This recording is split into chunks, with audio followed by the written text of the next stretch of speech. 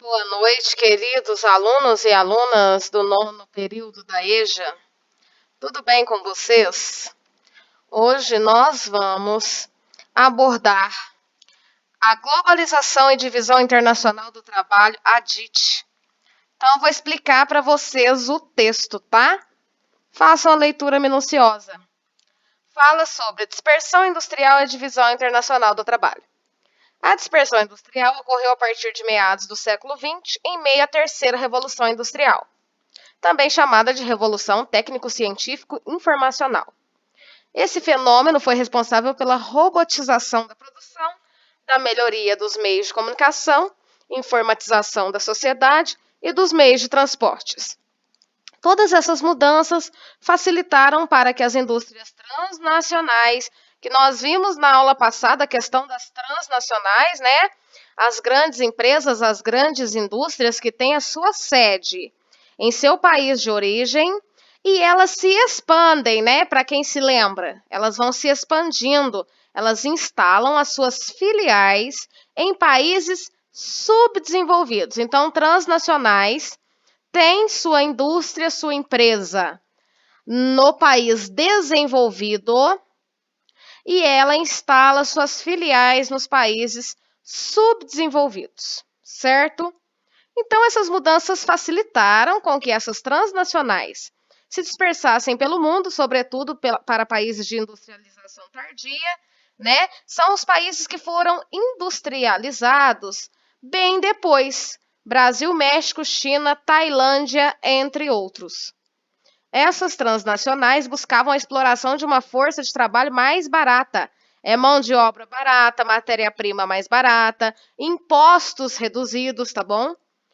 Leis ambientais mais flexíveis, isenções de impostos, além da expansão para novos mercados consumidores. Então, o que você tem que entender daqui é isso.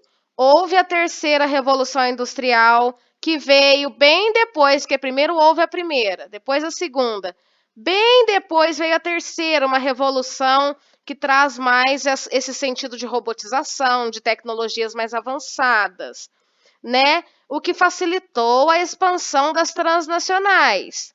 E o objetivo dessa expansão das transnacionais era exatamente isso, que você tem que deixar bem destacado aí no seu texto. Exploração de uma força de trabalho mais barata, leis ambientais mais flexíveis, isenções de impostos e a expansão para novos mercados consumidores. Esse processo abriu as portas para a nova divisão internacional do trabalho, tá bom? É a DIT, tá bom? É um termo muito utilizado na geografia contemporânea, em que esses países de industrialização tardia passaram a exportar para os países ricos não só matérias-primas, como na DIT clássica, mas também produtos industriais semi-elaborados ou de baixo valor agregado. Já os países centrais passaram a exportar, além de máquinas e equipamentos, tecnologias e capitais.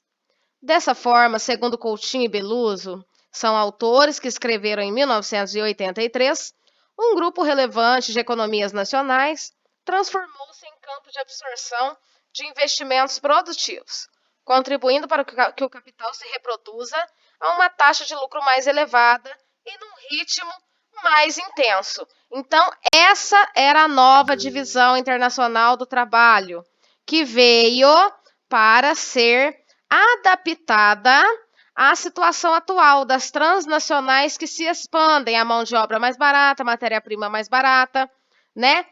Como o mundo do trabalho foi transformado ao longo dos anos, teve que ocorrer uma divisão internacional diferenciada, né? Então, vamos fixar aqui. O que é, então, a divisão internacional do trabalho, DIT? É a divisão de atividades e serviços entre os inúmeros países do mundo.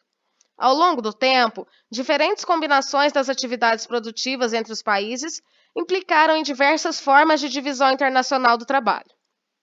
A DIT expressa, portanto, essas diferentes fases da evolução histórica do capitalismo, começando pela relação entre metrópoles e colônias e chegando às relações em que países desenvolvidos se agregam a países subdesenvolvidos ou não industrializados.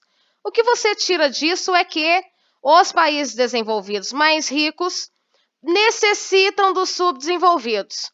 Por quê? No seu país de origem, as indústrias gastam muito mais com a mão de obra, com a matéria-prima, com as leis ambientais, com os impostos. Então, é viável para esses países sedes, para esses países desenvolvidos, se aliarem aos subdesenvolvidos, né? Com baixos custos em todas essas áreas que eu citei. Então, temos aqui, né, o capitalismo comercial dos séculos XV e XVI. Temos as colônias e as metrópoles. Então, as colônias, extração de produtos primários, trabalho escravo, especiarias. Metrópoles, produção e exportação de produtos manufaturados, tá? Capitalismo industrial dos séculos XVII, XVIII e XIX. Colônias e ou países subdesenvolvidos.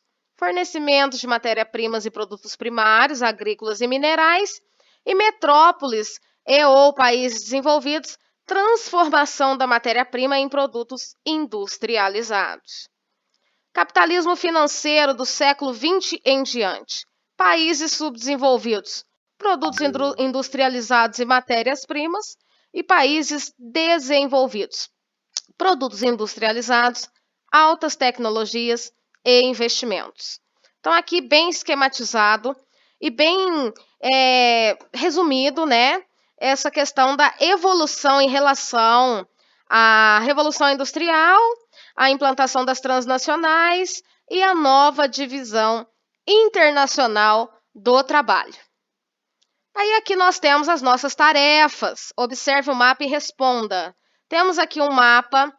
Ele não tem nome de países e continentes. É só você pegar um mapa mundi que contém para você localizar. Mas observem aí, países pobres estão aqui abaixo, né? Exceto a Oceania. E nós temos aqui os países do norte, que são os países ricos. A Oceania está aqui também, dentre os países ricos. Cite duas características econômicas do grupo de países coloridos na cor vermelha e na cor azul. Então, vocês vão explicar de vermelho por que esses países são pobres, quais são as características. Estão citadas ali no texto. Os de azul, por que eles são denominados países ricos, quais são as características dos países ricos. B.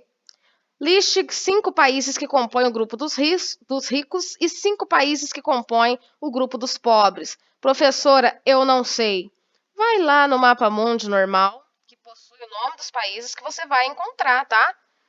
Brasil já é um que pode ser citado como pobre, né? Se você não sabe os outros, você pode pesquisar, tá bom? Então, você tem que listar para mim, tá? 5 países pobres e 5 países ricos. C. Quais as principais atividades econômicas desenvolvidas pelos países coloridos em vermelho e dos países coloridos em azul? Está lá no texto, né? Quais são as principais desenvolvidas pelos países mais ricos? Eles são responsáveis por que área da indústria? E os países mais pobres? Quais são as incumbências deles em relação à divisão do trabalho e o desenvolvimento da indústria? Acho que é fácil para vocês responderem, né? E atividade 2, observe a charge. Nós temos aqui uma charge, né? Que o nosso mundo, né? O nosso mundo está totalmente poluído aqui, né? Certo? E tem a etiqueta da China. Por que o uso da etiqueta da China? Quer dizer que a China tem dominado, né? O planeta Terra. Tem ocorrido essa questão econômica, né, por parte da China. Aí, a pergunta A é a seguinte: qual a crítica apresentada na charge a partir da etiqueta inserida no planeta Terra? Explique. Acabei de explicar para vocês, né? Letra B. Como a atual Divisão Internacional do Trabalho, a DIT, interfere na sustentabilidade ambiental? Vocês acham que essa nova Divisão Internacional do Trabalho, a DIT, contribui para a sustentabilidade ambiental? Vocês acham que há uma contribuição? Expliquem para mim. Atividade número 1, número 2, letra B. Atividade 3. Por que os países destacados no mapa, como ricos e pobres, podem ser também denominados, respectivamente, como desenvolvidos e subdesenvolvidos? Então, vocês vão me explicar dessa maneira.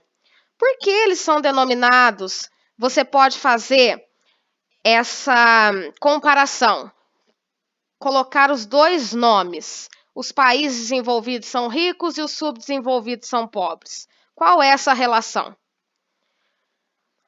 Número 4. Na atual divisão internacional do trabalho, empresas transnacionais de países desenvolvidos instalam filiais em países subdesenvolvidos. Cite 2 fatores que atraem essas empresas. Por que as transnacionais inserem suas filiais em países subdesenvolvidos? Por que há essa expansão? Eu expliquei para vocês durante a leitura do texto, né? E tem também os fatores, né, que mostram o porquê disso. Atividade 5. Vocês podem observar que é um texto das bananas ao chip, né? Leiam com muita atenção. E diz aqui, de acordo com o que vimos até agora, como podemos relacionar o caso da Costa Rica com as características da atual ou nova DIT? Esse texto fala a questão da Costa Rica, né? Que ela tem como matéria, ela tem a matéria-prima na produção dos chips, né? E os microprocessadores, que são os cérebros dos PCs. Então, essa fábrica produz esse tipo de produto, né? A produção é exportada a fabricantes de computadores, sobretudo na Ásia. Atualmente, cerca de 85% dos computadores pessoais do planeta acomodam um Pentium em suas entranhas. Então, fala essa questão da Costa Rica, que produz esse tipo de produto, que é responsável pela fabricação dos computadores. Explique, né? Vamos relacionar o caso da Costa Rica com a nova ADIT, a Divisão Internacional do Trabalho. Espero que tenham entendido melhor com a minha explicação. Aguardo as tarefas de vocês.